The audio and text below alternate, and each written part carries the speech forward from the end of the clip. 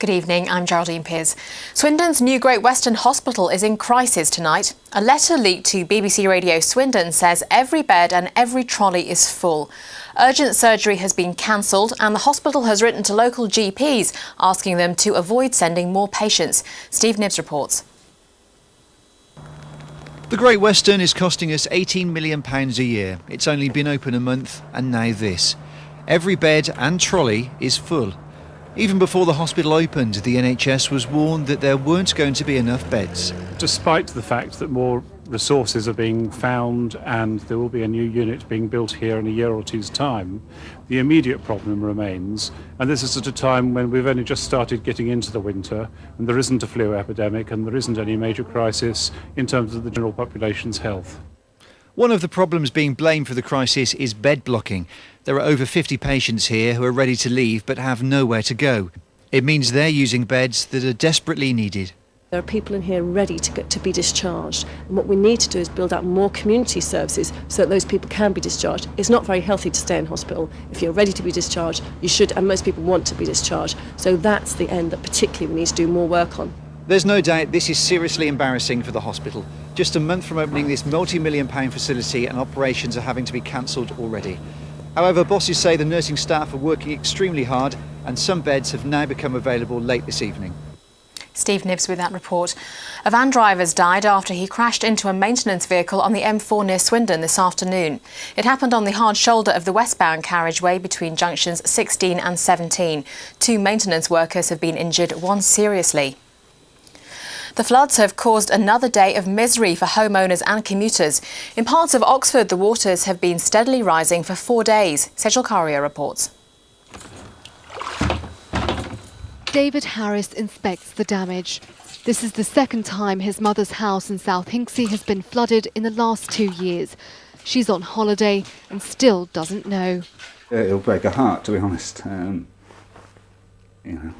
It is very upsetting. I know she's going to go through it again, and it affects me as well. I really feel for her on this time, and everybody else in the village as well. Reading one, sirs, at the far end over there, sir. See the Plasto's coach? Commuters haven't escaped the effects of the weather either. Flooding on the line at Keddington has led to the suspension of all rail services between Oxford and Didcot, with buses replacing trains. Elsewhere, there were new flood warnings for the River Cherwell in Banbury, where water levels peaked this morning. As the river burst its banks, staff at the neighbouring Spiceball Leisure Centre boarded up and sandbagged the exits. For some drivers, the severity of the flood came as an unpleasant surprise. After days of rain, the next worry is a big freeze. Sejal Karia, BBC South Today. An Oxfordshire woman whose husband was killed in a crash with a teenager who'd fallen asleep at the wheel is campaigning for the 17-year-old and his brother to be kept in jail. Paul and Martin Folan's original sentence of more than 3 years was reduced to 2 on appeal, but they could now be released after just 9 months. Rachel Hawkes reports. This is the wreckage of the crash that left David Smith dead and saw 2 teenagers sent to jail for dangerous driving. 17-year-old Paul Folan, seen here on the left in the navy jacket, had only a provisional licence and fell asleep at the wheel.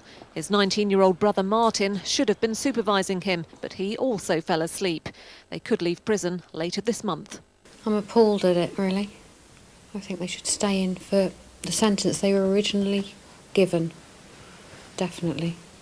So incensed by the time the 2 will actually spend in prison, Anne Smith started a petition to keep the Folans inside. She now has 700 signatures. Anne's campaign has caught the attention of her local MP, who believes the sentencing in such cases needs a radical overhaul. If someone is sentenced to a year in prison, they should serve a year in prison. I think that would reassure victims, it reassure the public at large that actually British justice makes sense. It can't make sense to sentence someone to 2 years and find that actually they're only going to be spending 9 months in prison. Nothing can bring her husband back, but Anne Smith hopes that simply bringing her case to the government's attention may go some way to helping others avoid similar tragedy in future. Rachel Hawkes, BBC South Today. More than 5,000 Oxford United fans will head to London tomorrow in the hope of witnessing a giant killing. United are taking on cup holders and Premiership leaders Arsenal in the 3rd round of the FA Cup. Here's Jerome Sale. Arsenal aren't just holders of the FA Cup after beating Chelsea in last year's final. They're also defending league champions and they're attempting to win the European Cup. You'd be forgiven for thinking Oxford haven't got a prayer. But time was when the Gunners fired blanks at the U's.